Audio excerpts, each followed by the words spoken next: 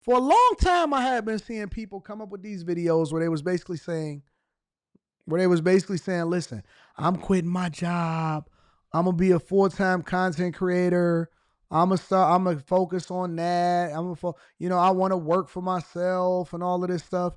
And it's so funny because now I see more people than ever. People are so flaky. People are so flaky. And I'm not talking about her in particular. She got a lot of subscribers. And this is how you know that social media is hard. She has 461,000 subscribers. She ain't no slouch at all. 461,000 subscribers. Now, I haven't watched the video. I've seen the title. I feel like it's easier for us to be able to review it together. Her name is Dominique A. Dominique A.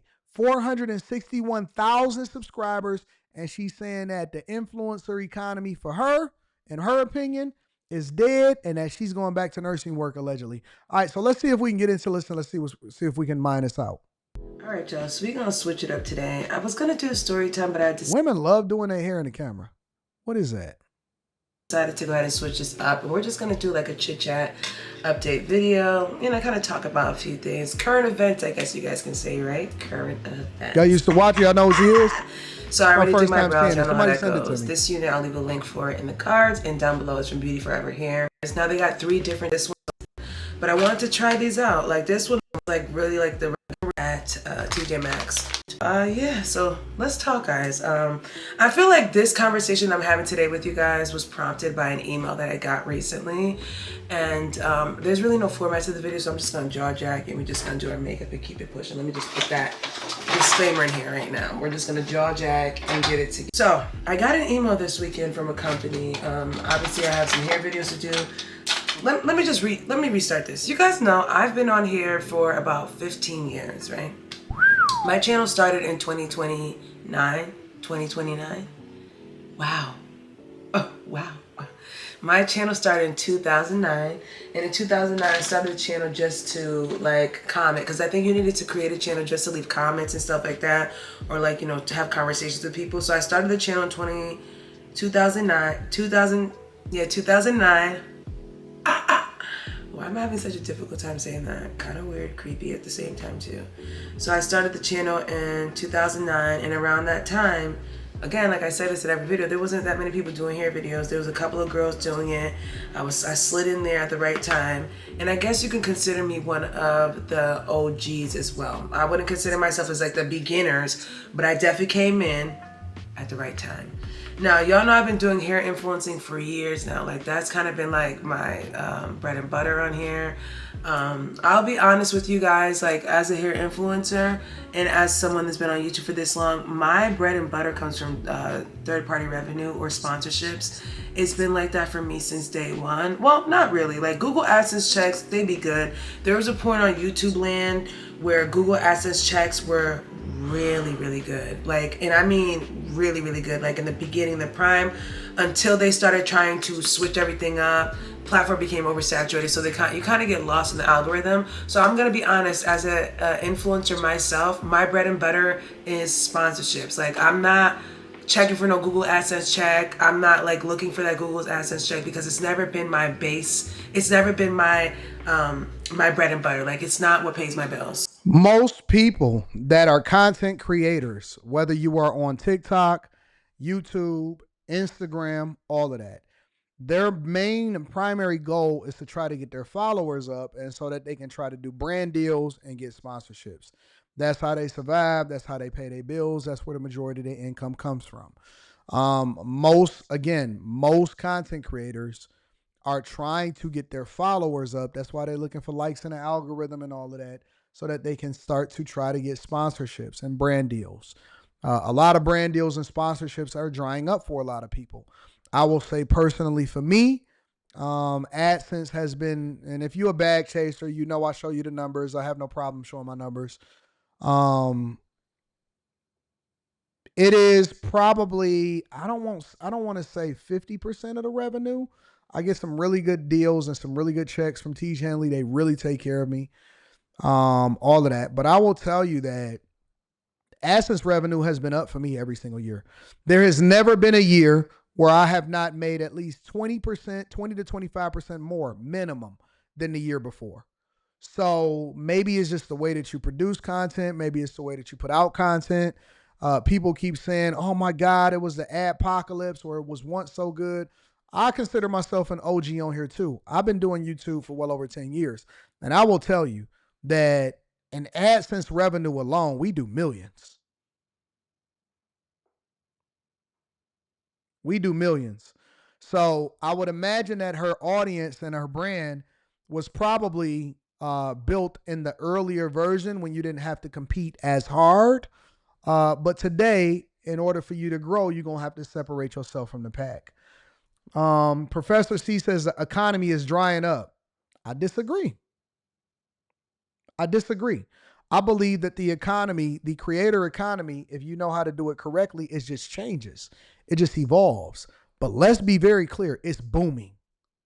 It's booming. Booming. It's booming. There is no shortage of money that is being made. If you know how to do it correctly, it's booming. But anyways, let me get back to her show. So obviously I do hair videos, and that's my bread and butter. I've been doing this for years. I've been full time for like the last 8 years. Like, I haven't gone to work for like 8 years now. I've been doing it straight up full time. So you can only imagine, like, it has to be good money. I'm a whole registered nurse, and I don't have to work as a registered nurse. And you guys already know registered nurses, they bring in money.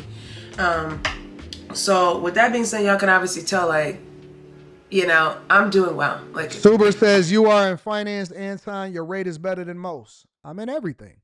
I got multiple different channels. I talk about different things. I work my ass off, though. I look at this as it's a business. When you look at it from how it is that you monetize and stuff like that, I look at it as a business. But at the same time, I genuinely enjoy what I do. Most people that get burnt out on content creation or YouTube or whatever, if they don't get the results that they want or whatever, they just quit. I love this. I could sit here and stream for 8 hours and talk and just do reviews and all of this stuff and talk about popular culture and go off on people. You got to be a different breed of person to evolve into what content creation is before. You can't just drop a video once a week or 2 or 3 times a week and that's the end of it without scaling up. You got to work. You got to truly enjoy it, and you got to evolve with the times. If you're not evolving, if you're not, at some point growing in your brand, I've seen plenty of people that got a lot of subscribers fall off. I've seen plenty of people saying, oh, it's not what it used to be. Nothing is ever going to be what it used to be. It just evolves. Cars evolve, content evolve, businesses evolve. If you were still going with traditional media in a way that you advertise for your business, for people to come in your brick and mortar store, then you're going to fail. If you're not leveraging some form of social media marketing, if you're not leveraging influencer marketing, if you're not doing certain type of giveaways and all of that stuff, you're going to fail. If you're just interdependent on brick and mortar and the people that's in your community, you're just going to fail. And so everything evolves. If you're not evolving with the time, you see me when I was streaming, what was that? Friday or Monday? I don't remember what day it was, but I was streaming Friday or Monday, and I was telling y'all that I'm spending $150 a month for my subscription to Google's Ultra, right? Gemini Ultra, their Vero 3 program, and I'm all immersed in AI and studying it and looking at it, and we putting together short films and we working through it and all of this stuff. It's just an evolution. And eventually things change and people fall off or people thrive. It's always going to be a separation between the good and the bad. Some people like Eric D, he said that there is too low of a barrier to entry. I don't think so. Because eventually you're going to have to show and prove. It don't matter what it takes to get in the game. You're going to actually have to be able to produce content. And if you don't consistently produce content, if you're not a good content creator, and this ain't relevant to her because I've never seen her content before today, but if you don't evolve with the times, eventually you just going to fade away. It don't matter how many subscribers you got. Like, in the grand scheme of things, I'm doing really well. So, I have the ability where I don't have to work as a nurse. Like, I just don't have to. Like, I can just do this and it'd be good. But again, times are changing. Times are changing. And I kind of feel like I had this feeling in January of 2025, the beginning of this year. Mind you, time is moving so fast. Like, we're almost at the half of the year. How is that fucking possible? Like, we're almost at the half of the year, yo. Is that not crazy? So in the beginning of this year, I already had like this like little eerie feeling. Y'all know this orange man is in office, and there's like all these new things happening, tariffs and stuff like that. They Everybody scares about TikTok coming off. All this type of like, fear mongering has been going on. And in the midst of the fear mongering, as someone like me who has like anxiety, like I have ADHD, so I'm a procrastinator when it comes to stuff. I already knew in January that I need to figure something out. But again, with me, God always blesses me. Every single time I think like, oh, I gotta figure this out.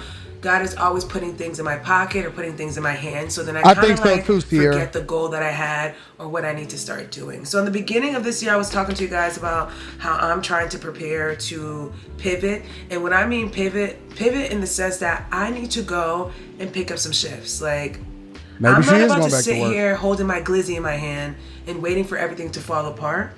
And I felt like last week a few days ago when I got this email, it was just kind of like one of those like, all right, girl, you gave it 5 months, guys. God gave you a couple of months to, do what you had to do, whatever.